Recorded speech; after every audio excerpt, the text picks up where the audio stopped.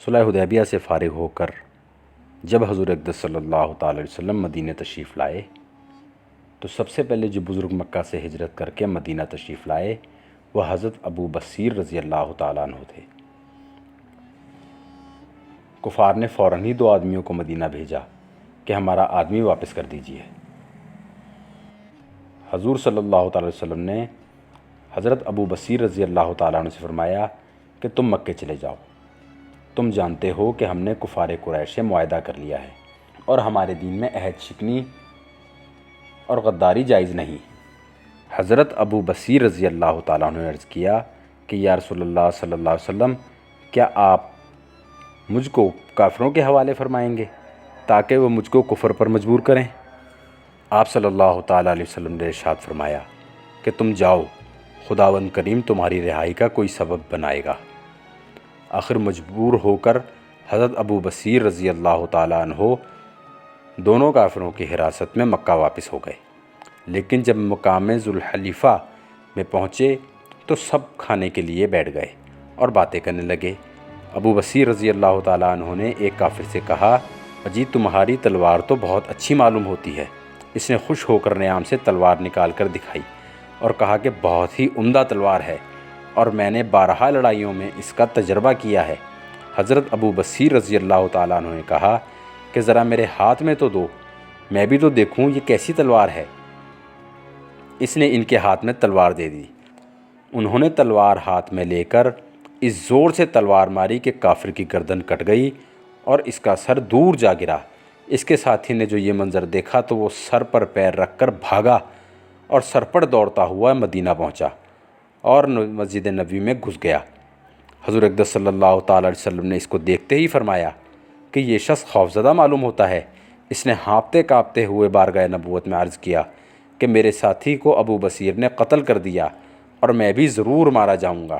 اتنے میں حضرت ابو بصیر رضی اللہ تعالیٰ عنہ بھی ننگی تلوار ہاتھ میں لیے ہوئے آن پہنچے اور عرض کیا کہ یا رسول اللہ صلی اللہ علیہ وسلم، اللہ تعالیٰ نے آپ کی ذمہ داری پوری کر دی، کیونکہ صلح نامہ کی شرط کے موجب آپ نے تو مجھ کو واپس کر دیا۔ اب یہ اللہ تعالیٰ کی مہربانی ہے کہ اس نے مجھ کو ان کافروں سے نجات دے دی۔ حضور صلی اللہ تعالیٰ علیہ وسلم کو اس واقعے سے بڑا رنج پہنچا۔ آپ صلی اللہ علیہ وسلم نے خفا ہو کر فرمایا، اس کی ماں مرے، یہ تو لڑائی بھڑکا دے گا، کاش اس کے ساتھ کو آدمی ہوتا جو اس کو روکتا۔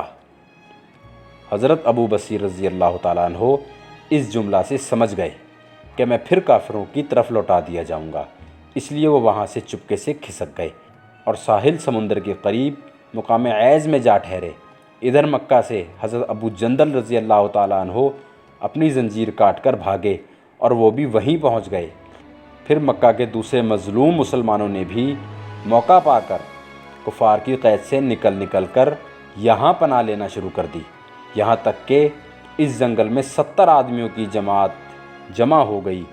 کفار کے تجارتی قافلوں کا یہی راستہ تھا، جو قافلہ بھی آمد و رفت کے لیے یہاں سے گزرتا یہ لوگ اس کو لوٹ لیتے، یہاں تک کہ کفار قریش کے ناک میں دم کر دیا۔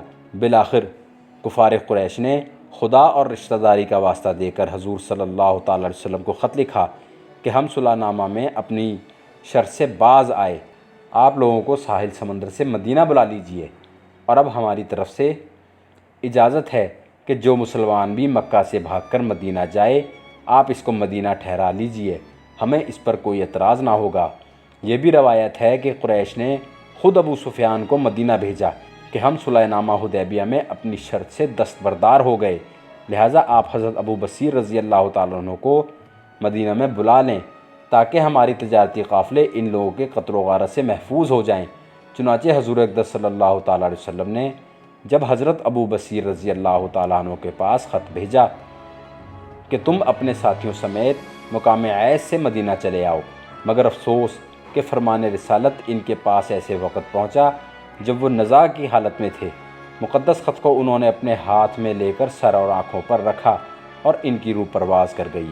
حضرت ابو جندل رضی اللہ تعالیٰ عنہ نے اپنے ساتھیوں کے ساتھ مل جل کر ان کی تجہیز و تکفین کا انتظام کیا اور دفن کے بعد ان کی قبر کے پاس یادگار کے لیے ایک مسجد بنا دی۔ پھر فرمان رسول صلی اللہ علیہ وسلم کے بموجب یہ سب لوگ وہاں سے مدینہ آ کر آباد ہو گئے۔